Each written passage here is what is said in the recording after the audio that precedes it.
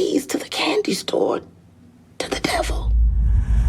I've been eagerly anticipating the new FX and Hulu series called Grotesquerie, and after watching the first 2 episodes, I can confidently say it is dark, gory, and absolutely gripping. Written by Ryan Murphy, John Bates, and Joe Bacon, the series stars Niecy Nash-Betts as Detective Lois alongside Courtney Vance, Nicholas Chavez, Michaela Diamond, Raven Goodwin, and Leslie Manville. The premises revolves around Detective Lois, who must team up with Sister Megan, a local nun, to uncover the source of a series of heinous crimes affecting their community and personal lives.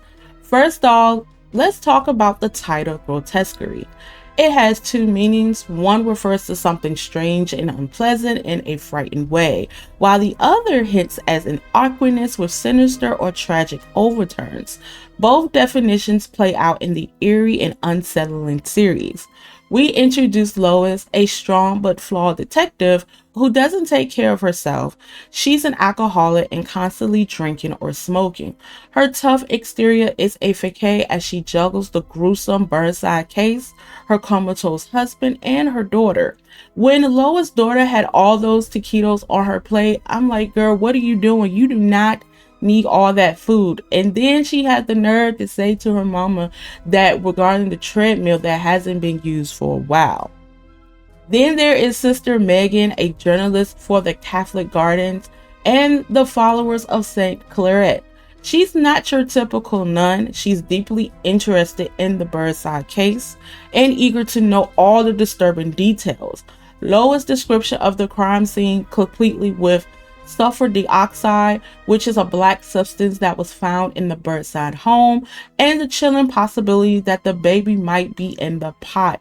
That was hauntingly vivid. What we have seen as an audience, that we seen that the parents was tied up and they was brutally murdered, but we didn't see what happened to the baby. So I'm assuming that baby is in the pot. So there is a mention of loud chamber music, specifically Mozart Requiem, which adds another layer of eeriness of the crime. Mozart Requiem is a core masterpiece whose genius is shrouded in mystery, one that makes the piece all the more fascinating and emotionally stirring. Mozart was not in the best state of mind when he received an anonymous commission to compose a Requiem Mass. Now let's talk about the character Nurse Red.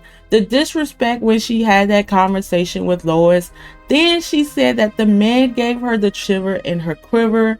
I'm like, what in the world? As I'm watching, and it's like, hell no. It's giving me the vibes of Nurse Ratched with the hair and the outfit and the tone.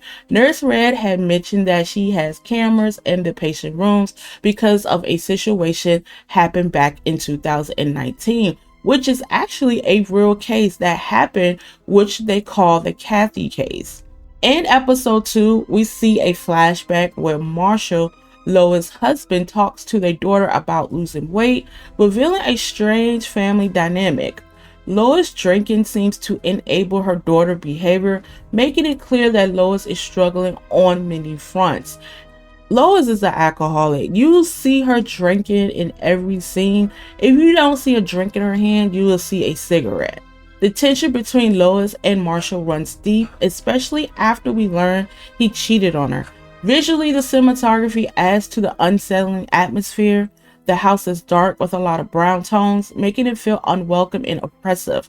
And that damn Nurse Red again, I was hoping Lois would beat her ass, but once Nurse Red was like, not too fast because I have security and they're going to break every bone in your body and then they're going to admit you, I was like, Nurse Red got the upper hand on this one.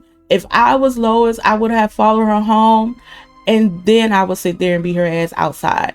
But she looks like the type of person that lives, sleeps, and breathes in that hospital. So what do we know about the case, which is the Burnside family? There is a possibility that the family may have been stalked, according to Megan.